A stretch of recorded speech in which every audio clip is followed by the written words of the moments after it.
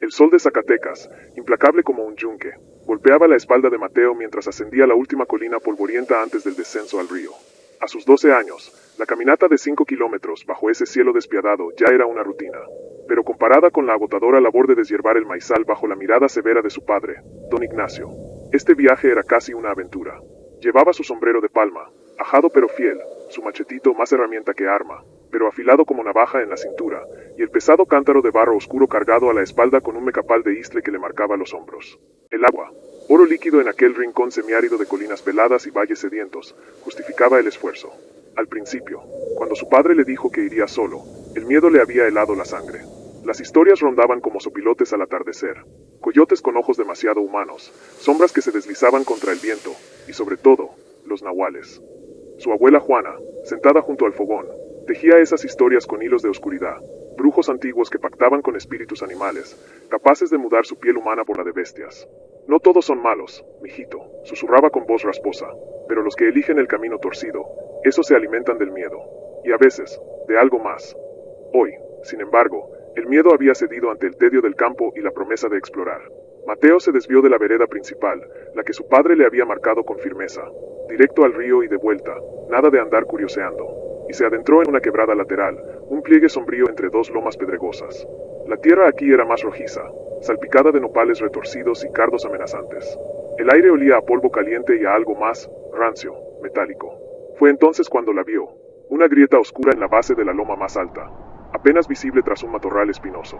Una cueva. El corazón de Mateo dio un brinco, no solo de miedo, sino de esa curiosidad insaciable que lo llevaba siempre a apartarse del camino. Con cautela, empujó las ramas con el mango de su machete y se asomó. La oscuridad dentro era casi absoluta, pero el sol de mediodía se colaba como un dedo acusador. Iluminó, en el suelo cercano a la entrada, un montón blanquecino, irregular. Mateo entornó los ojos, forzando la vista. No eran piedras, eran huesos, pequeños, delicados. Un cráneo diminuto, roto, miraba hacia el techo de la cueva con cuencas vacías. Costillas como ramitas secas, fémures no más largos que su mano, huesos de niños. El aire se le cortó en los pulmones. Las historias de la abuela Juana dejaron de ser cuentos. Sintió el frío reptar por su columna. Un sudor helado empapó su camisa de manta bajo el sombrero. Quiso retroceder, gritar, vomitar. Pero sus pies parecían clavados en la tierra roja. Un susurro, seco como hojas marchitas, surgió de las profundidades de la cueva. No era el viento, era algo que respiraba. Y entonces, una figura emergió de las sombras. Alta, demasiado alta para el espacio, envuelta en harapos oscuros que olían a tierra húmeda y podredumbre.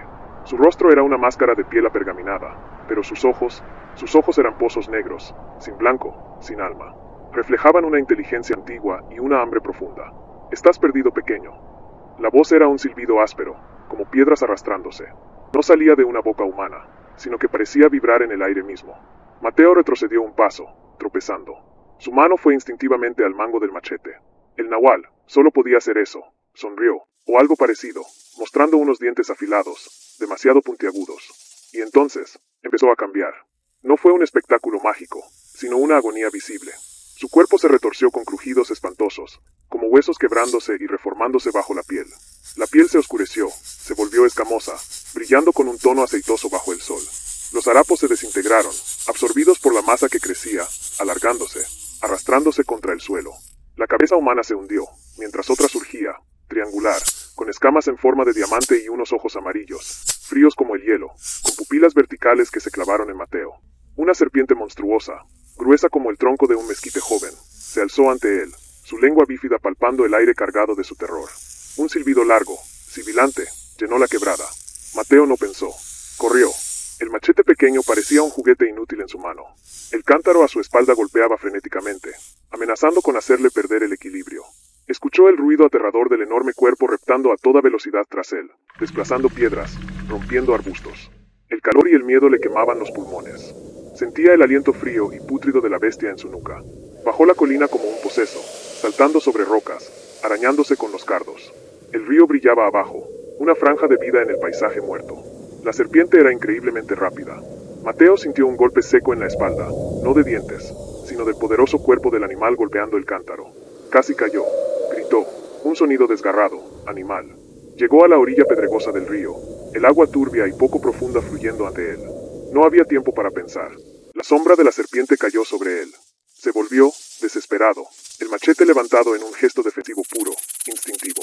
La cabeza de la serpiente, grande como una calabaza, se lanzó hacia adelante con la velocidad de una bala, las fauces abiertas revelando colmillos como dagas curvas. Mateo cerró los ojos y descargó el machete con todas sus fuerzas, hacia adelante y hacia abajo, en un movimiento ciego de terror. No sintió el impacto en la carne. Sintió un tirón violento en su brazo, seguido de un silbido agudo, cortado de raíz. Algo pesado y húmedo golpeó su pierna y luego cayó al agua con un chapoteo sordo. Abrió los ojos. La cabeza de la serpiente, separada del cuerpo que aún se retorcía frenéticamente en la orilla como un látigo gigante, yacía a sus pies, medio sumergida en el agua turbia del río.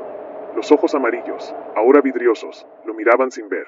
El cuerpo, privado de su guía, se convulsionaba en espasmos horribles, golpeando las piedras con fuerza bruta antes de empezar a encogerse, a perder su forma monstruosa, reduciéndose rápidamente a algo pequeño, arrugado y humano, el cuerpo desnudo y consumido de un anciano, con una herida sangrante en el cuello, inmóvil entre las rocas.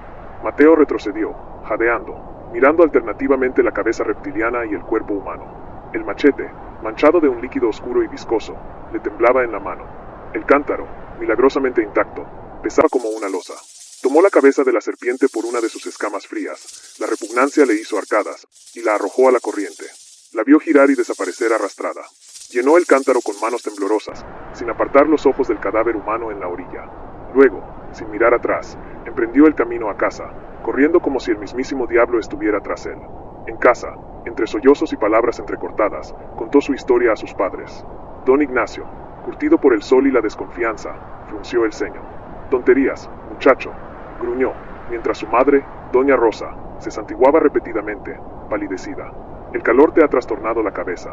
O viste una víbora grande, te asustaste y te inventaste un cuento. Nahuales, pamplinas de viejas.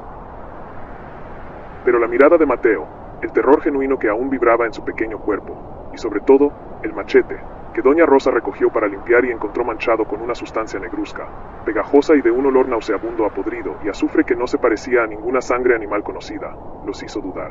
Enséñanos, dijo finalmente doña Rosa, su voz apenas un susurro. Enséñanos la cueva. Guiados por Mateo, aún tembloroso pero con una determinación férrea, llegaron a la quebrada al día siguiente, al amanecer. Don Ignacio iba armado con su machete grande, la cara un rictus de escepticismo forzado. El hedor los golpeó antes de llegar, dulzón, putrefacto. La luz del sol naciente entró en la cueva, iluminando con cruel claridad el macabro contenido que Mateo había visto. Los pequeños huesos, muchos más de los que recordaba, esparcidos como juguetes rotos. Y entre ellos, objetos que helaron la sangre incluso a don Ignacio. Un pequeño huarache desgastado, un trapo de color que pudo ser un vestido, una cuenta de collar de barro. Don Ignacio se santiguó lentamente, su escepticismo desmoronándose como arena. Doña Rosa se tapó la boca, un gemido ahogado escapando de sus labios. Miraron a Mateo, no como al niño que inventaba historias, sino como al niño que había enfrentado y vencido a una pesadilla ancestral. Lo abrazaron con fuerza, un abrazo que era protección, disculpa y un miedo renovado. El nahual estaba muerto, pero las colinas seguían allí, silenciosas, llenas de sombras y grietas. Y el río, ahora, no solo era fuente de agua, sino también de recuerdos aterradores. Mateo seguiría yendo, porque el agua era vida, pero ya no exploraría. Y cada susurro del viento en los cardos, cada sombra alargada al atardecer, le recordaría que en el corazón árido de aquellas tierras, las historias de la abuela Juana no eran cuentos, eran advertencias. Y algunas bestias con piel humana aún podían estar al acecho, esperando su turno en la oscuridad de la próxima cueva.